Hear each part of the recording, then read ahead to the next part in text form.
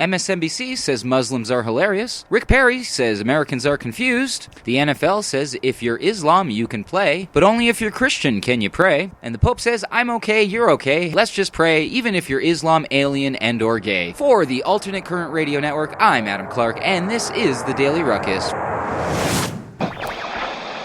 The BizPack Review reports, Muslims are hilarious. MSNBC panel's unimaginable response to Oklahoma beheading. After a recent convert to Islam beheaded an Oklahoma woman, an MSNBC panel suggested doing away with stereotyping Islam followers as violent and calling them hilarious instead. The panelists joined MSNBC host Melissa Perry on Saturday to discuss an effort to use comedy to counter anti-Muslim ads that will soon grace the sides of New York City buses. I would be remiss not to bring up the story out of Oklahoma. It is a story that I read as a workplace violence story.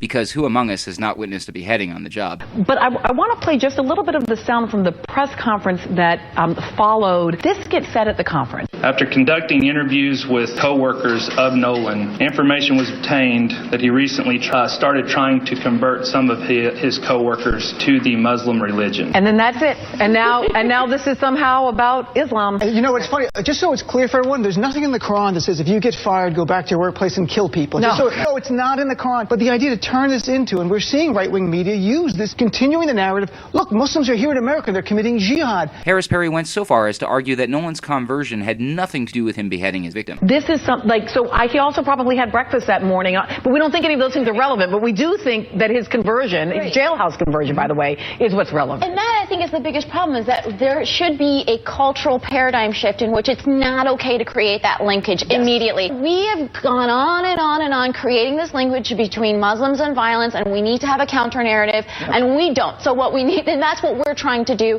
Muslims are funny. Muslims are funny. That's the new stereotype. Pass it around. Muslims are hilarious. BizPackReview.com. You heard it, folks. Pass it around. Muslims are hilarious. But apparently not everyone got the memo. From the Huffington Post, Texas Governor Rick Perry said Monday that the beheading at a workplace in Oklahoma last week is an act of violence that is associated with terrorism. You know, I think Americans aren't confused about what this is, that this is a clear case of an individual going in and doing something that doesn't meet their definition of workplace violence. So, you know, I think any rational thinking American is going to look at this and go, yeah, this is more than just normal workplace violence. Sure. Perry urged the Obama administration to address the incident as an act of terrorism. HuffingtonPost.com. So Americans are confused about this. Gee, I can't even possibly imagine how that could happen. CBS Los Angeles. Reaction on social media was strong Monday to Kansas City Chiefs safety Husain Abdullah being penalized after kneeling down in Muslim prayer after scoring a touchdown on Monday Night Football. Upon reaching the end zone for the touchdown, Abdullah, a practicing Muslim, slid on his knees and bent his head down to the ground in an apparent moment of Muslim prayer. Abdullah was flagged for unsportsmanlike conduct by the officiating crew, and the Chiefs were penalized 15 yards. CBS Los Angeles. Obviously, controversy ensued, and social media, in particular Twitter, immediately lit up with comparisons to New England Patriots quarterback Tim Tebow, a self-professed Christian who is well known for kneeling in prayer during games. Oddly enough, the largest self-professed Christian on the planet has a completely different take on the whole affair. The Voice of Russia is reporting Vatican to hold Islamic prayers for the first time in history. On Sunday, for the first time ever, readings from the Quran will be heard at the Vatican. This move was initiated by Pope Francis in order to bring peace between Israelis and Palestinians. VoiceofRussia.com.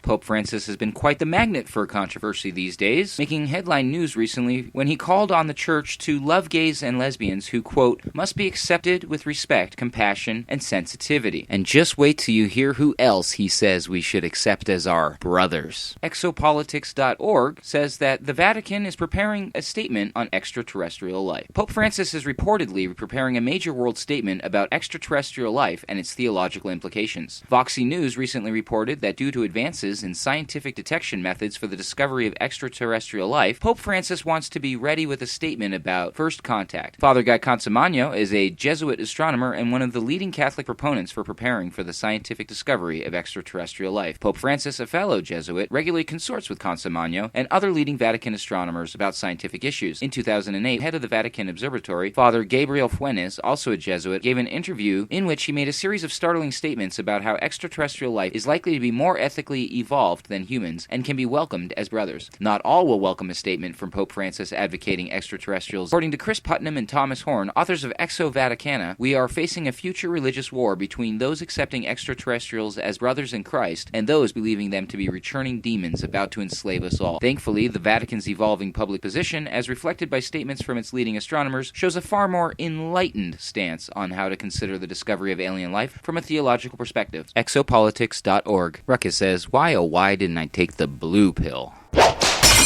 This has been a presentation of the Ruckus Room, Reality Radio, in association with the ACR Network.